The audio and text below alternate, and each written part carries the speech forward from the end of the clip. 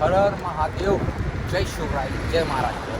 परत एकदा स्वागत करतो आपल्या एम एस सायकल बाबा या यूट्यूब चॅनलवर. तर कोकणामधून पशुपतीनाथकडे प्रस्थान केलेले विमानात पशुपतीनाथकडे कसं काय चालला, मुक्तीनाथकडे जाणार होतं. तर इंस्टाग्रामला अपडेट दिलेली आहे आणि आपल्याला पशुपतीनाथला जात असताना अन्नपूर्णा अजून 1-2 ट्रॅक आहेत ते देखील करायचे होते आणि तसेच कैलास मानसरोवरला देखील जायचं होतं. आता यात्रा बंद असल्यामुळे आपण ते थोडं पोस्टपोन केलेलं आहे. परत नक्की जाणार आहे आपण. तर आता पशुपतीनाथच्या दिशेने निघत आहे. थंडी वाजत आहे त्यामुळे पॅकिंग केले आणि अशा प्रकारचा रोड आहे. आज बघूया 200 किलोमीटर दाखवते पशुपतीनाथ. 1-2 ते 1.5 दिवसामध्ये पोहोचण्याचा प्रयत्न आहे आणि थोडंसं कोरा आहे, थंडी देखील आहे. तर चला ब्लॉग कंटिन्यू करा. अजूनपर्यंत चॅनलला सबस्क्राईब केलं नसेल तर चॅनल लवकरच सबस्क्राईब करा.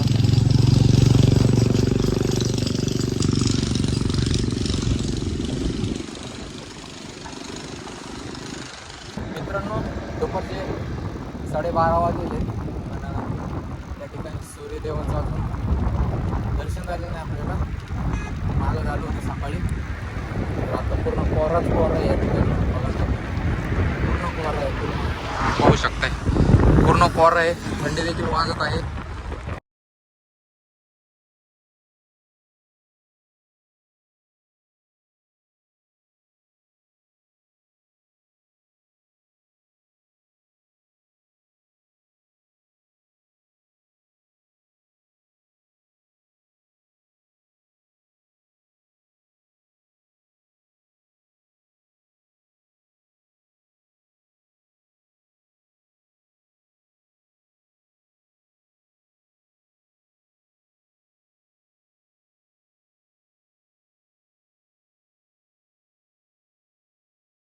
तर या ठिकाणी पाहू शकताय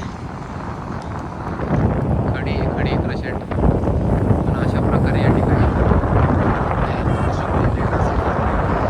गाड्यामध्ये खडी क्रशेट घेऊन जातात.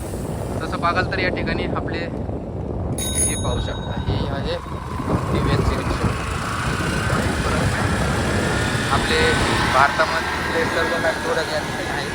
गाड्या असेल, खूप साऱ्या वस्तू आहेत जे की भारतातून इम्पोर्ट करावं लागते त्यांना. त्याच्यामुळं या ठिकाणी खूप महाग आहे.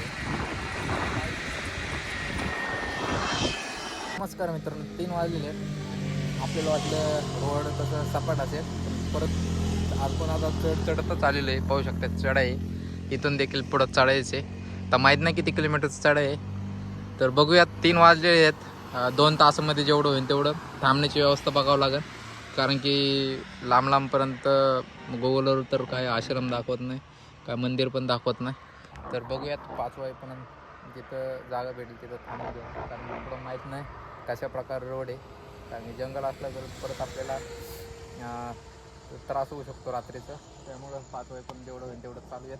आणि या ठिकाणी परत एकदा हिमालयाचं दर्शन होते, पाहू शकताय हिमालयाची पर्वतरांग.